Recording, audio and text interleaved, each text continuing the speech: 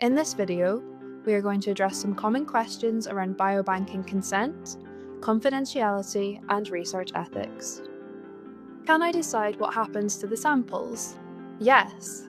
You can say yes or no to different options. You can choose if your samples are stored in the Vivo Biobank, used in research worldwide, used for genetic testing, used in animal research.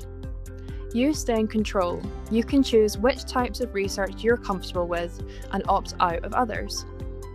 Can I change my mind later? Yes. Taking part is completely voluntary, and you can change your mind at any time. This will not affect your care or treatment. How are my samples and personal information kept confidential? Each sample gets labelled with a unique code, so your name and personal information stay private. Personal details are never shared with researchers. Only your doctors or nurses can link it back to you. Data is stored securely in a dedicated Vivo Biobank database. Who decides how the samples are used? An independent team of experts reviews each research application. Samples are shared only with researchers whose projects have been carefully checked and approved.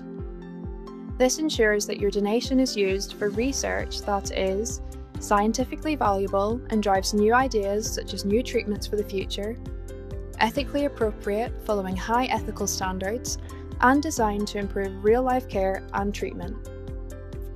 Does Vivo Biobank directly benefit financially from my donation? No.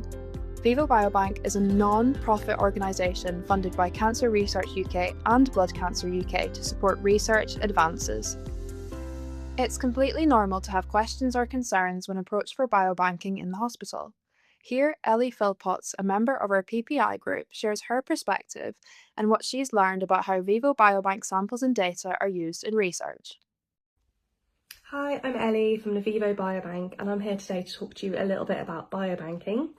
Now, I wasn't actually approached to biobanking during my own teenage cancer experience, but I know that if I had have been, I would have had all sorts of questions, such as, what are my samples actually going to be used for? Will they be used for animal testing? Who decides what happens to my samples? And would any genetic testing be carried out? And there's lots more, which is understandable. When you're going through cancer or a related illness, you've got all sorts of questions going on anyway. But since I've been on the SDAC committee, I've really seen firsthand how carefully these samples are reviewed and distributed. They only go to high quality research studies, so we can really reassure people that their samples are going to be handled responsibly and are in good hands. So the SDAC is formed of a network of experts all across the field, and they really spend their entire careers researching this cause. And there are patient ambassadors involved in that as well, like myself and others. So it's a really reassuring process, and we're always here to answer any questions you might have about the biobanking process. So please get in touch if you have any queries, concerns, or if you're interested in joining us.